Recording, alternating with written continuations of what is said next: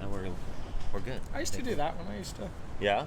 Yeah. Do you know why? Make videos so I could sync the audio. Yeah. Yeah. Look at that. Look at that. The things I learned when COVID in a small church. You really don't have to do it anymore because, like the software just it does. syncs the waveforms. Ah. But I still do it just in case, like I have to do it manually. So we are now. We're on. Hey everyone, we're in Florida, in the rain. And so we decided to show you the beautiful view of this pillar behind our heads. Is that literally all they can see? That's pretty much all they can see. Yeah. No, they can That's see fine. a little bit more than that. I actually was looking at a place where they just put down turf, and I looked at it and said, that's the turf that you dig up everywhere else to put down new turf. That's like anywhere else you would be the bad turf, but in Florida, it's the good turf. Indeed. But can you please define turf for them? Grass with soil. Grass. Grass with soil. So we have tea. So right off the bat, I have a confession. Are you going to talk about your hair? This is not tea. Ooh, ouch. So, but I did my best to provide for Alex's very specific tea needs. The scenario wasn't great. I went to a coffee shop. I got an English breakfast tea, so that was a good start. It's a white interior cup. It is pretty good. Yep.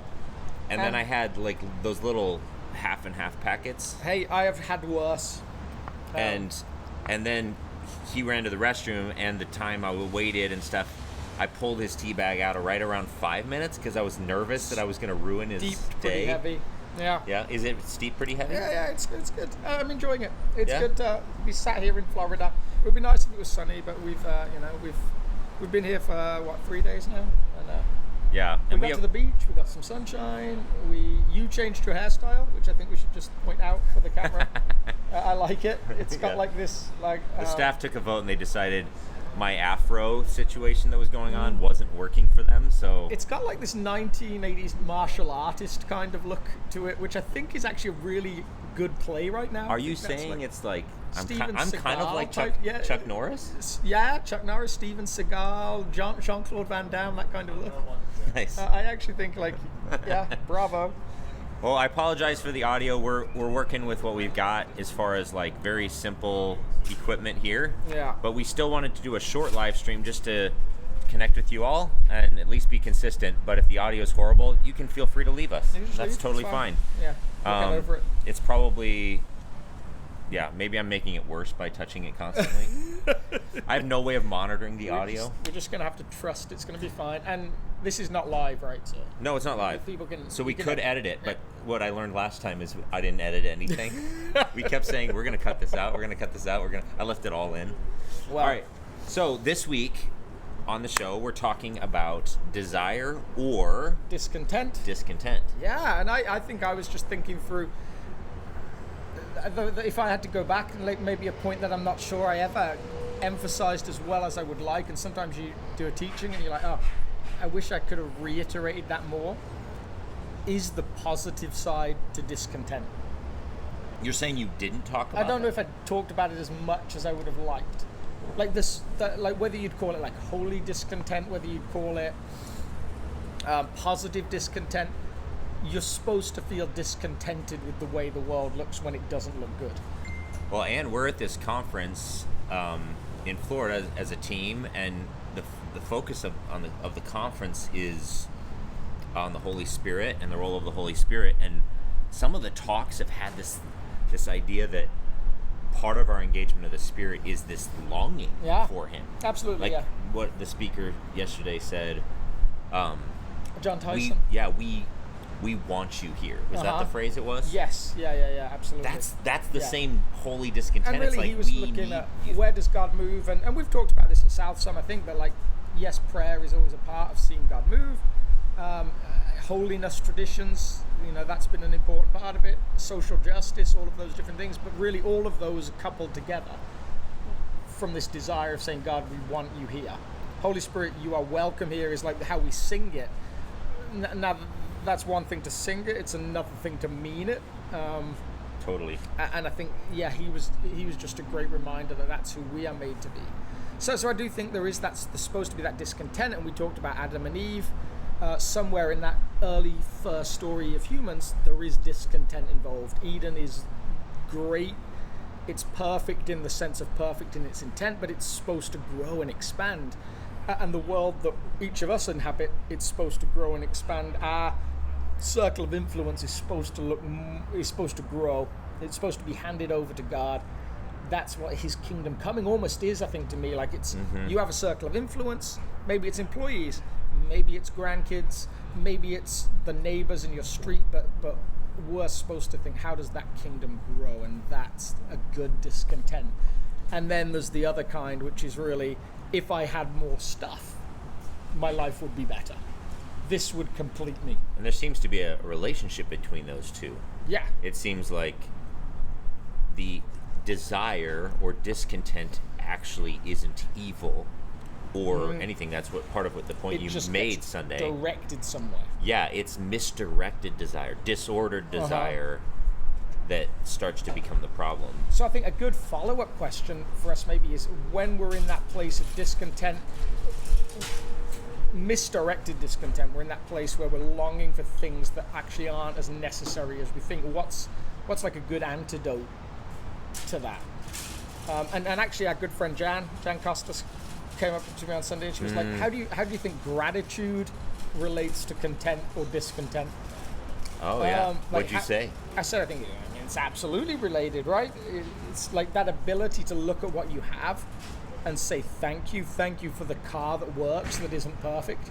Thank you for the food to eat that may not be as luxurious as I might like, but is sustenance. Thank you for the family with its complications that you've given me, the friendships that you've given me. Like actually looking at what we have and saying, I'm actually really thankful, is a big thing. It's huge. There's that, like the simpleness of what we've been given has more value the more we realize not everyone has that. Yeah.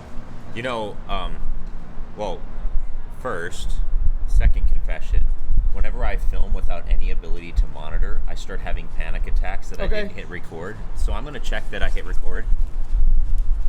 Oh, I did. I feel so much better right now. All right, we're good. All right, so, but I did have something important that I wanted to ask you, or maybe an observation. I think Sunday, maybe I left the message thinking, you said, I don't know if I talked enough about it, about the positive side of discontent. And I left thinking, well, what about the people who are just genuinely discontent? And I think you addressed it.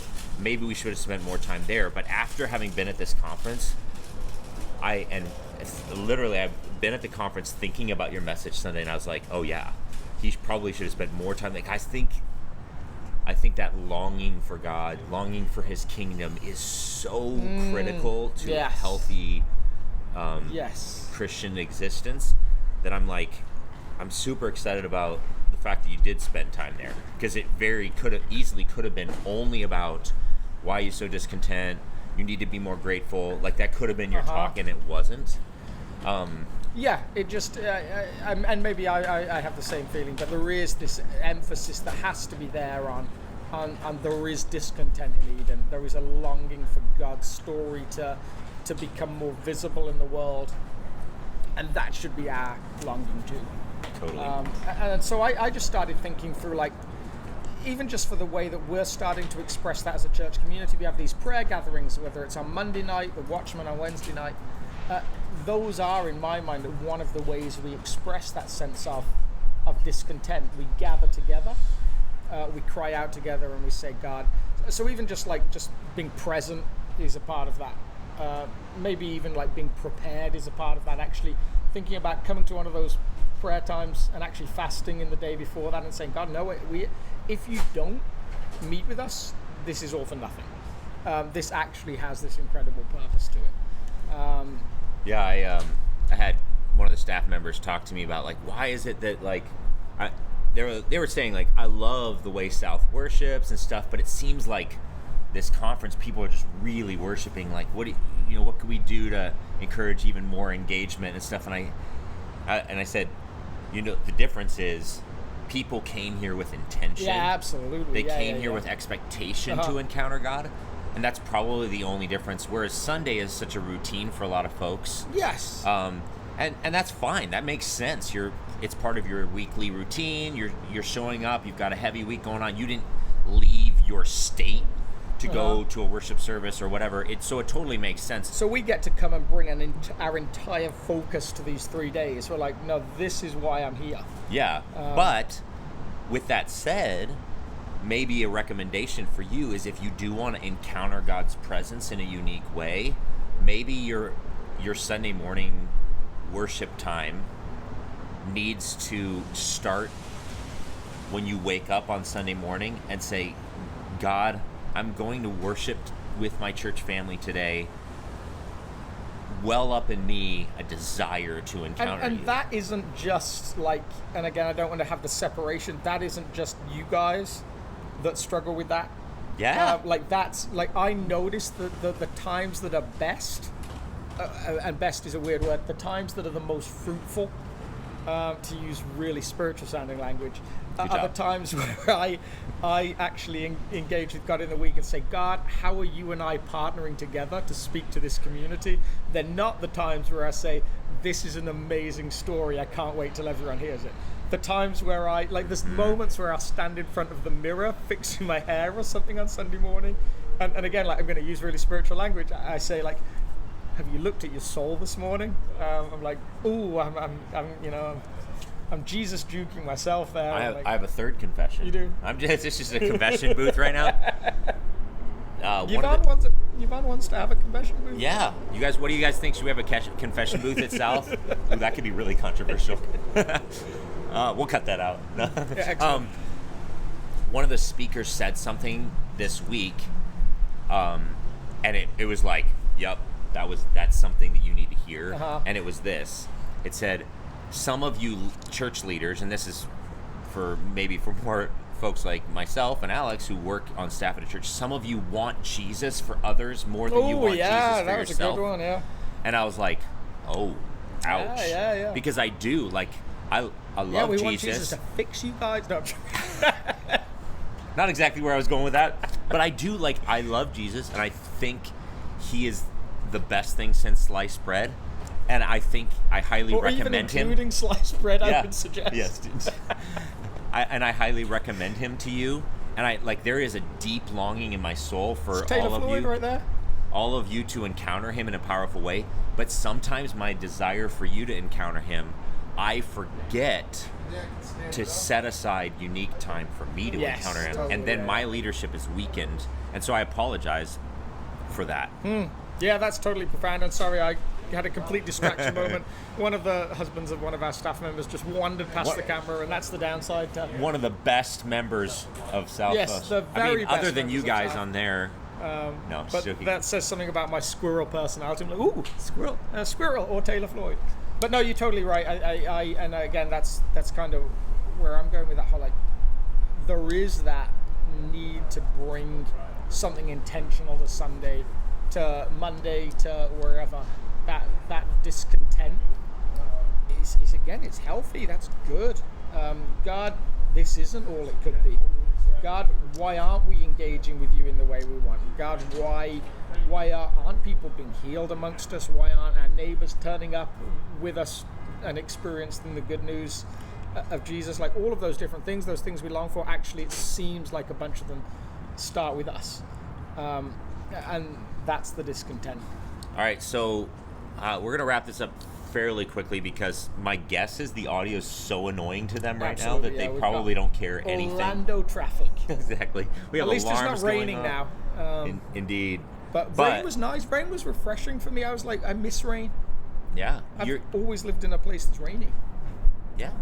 Now I'm in Denver. I like some rain sometimes. Yeah. Although I like it in Denver because it's like there's an old saying my dad says that it's like beating your head against the wall because it feels so good when you stop. Like the absence One of these days, I'm gonna have to. Bjorkland. One of these days, I'm gonna have to own these little liners myself. Yeah, absolutely, yeah. I try and pawn it off on my dad because I'm like afraid, but I say them just as much, if not more. We're gonna get your dad on the podcast, and I'm gonna ask him about all these things, and he's gonna say, I said that once. Actually, Aaron says it every week. Every time I've ever heard him speak, he quotes me on that. It's ridiculous. It's gonna be like, you've been misquoting me your entire life. Yeah. So to wrap this up, pastorally, you're our lead shepherd at South in the season. Like, what's your longing? What's your discontent for this for South Fellowship Church in this season of life? And what do you hope that our community leans into? And again, that's a great question. I think we've seen some of this that we've tried to tap into with some of our prayer gatherings, and I would really think we say sometimes prayer and worship nights, worship and prayer nights. In all honesty, to me, like, I think what they are in my dream is nights of presence. Like, I think there's a whole bunch of people that are longing for something different, whether it's because COVID has beaten them up, whether it's because just general dissatisfaction with what the world offers. But the idea, like, people come with needs and a sense of frustration or a sense of longing for something more, and it's God's presence that they actually need. And sometimes that brings physical healing, sometimes that brings spiritual healing, sometimes that brings emotional healing, but it always brings something. And so for me, I think the season we're in is just finding a sort of, maybe to start with, like a core of people, and this may be some of you guys that are like, no, I really want that too. And the truth is, in our culture, it's probably not everybody that walks through the doors on Sunday morning that feels that way. That's probably an unrealistic expectation. It's probably more realistic to start with to imagine a sort of like a conspiracy of people that feel that way, and then seeing that spread to the entire church. But it probably doesn't start with the 400 or so people that walk through the door every Sunday morning. It probably starts with some people that are like, no, I want to seek that out for myself, and maybe that's who you are. Yeah, I love that. So if I just paint a really quick picture for you, if you want to be a part of a group of people trying to figure out how to lean into that discontentment of, we need you, God. Mm-hmm. We need you to show up in a unique way. It seems like the world is like in this precarious season, and the fields are ripe for harvest. Yes. But we have no idea how to do it, so you've got to show up. If you feel that a little bit in your soul, maybe some of the things you can lean into is just saying, all right, I'm going to try and find ways to gather with my community and pray. And I think, what else? That starts with me as an individual. I get to be discontented in front of God, and then I get to gather with a group of other discontented people as a community, and then our discontented community gets to gather with other communities, and before you know it, and this was some of what one of the speakers talked about, like, we get to then be a discontented area of the world, and that seems to be where things start to happen. So that it has, like, that doesn't start with a whole group of people gathering. That starts with a whole group of discontented people gathering. Yeah, which is, anyway, I think that's fascinating language, right? You know, it seems strange to be recommending discontentment to you. Yeah, be more discontent. Yeah, but not for a Ferrari. Yeah, but good stuff. Ferrari stuff. What do you think? Anything else you want to cover? I don't think so. I think we've got conference stuff to go do. In actual fact, we definitely do. Yeah. So we're going to say we love you guys, and it was great to see you. Yeah. Thanks for saying hi in Orlando. Yeah. Catch you all later. Bye-bye.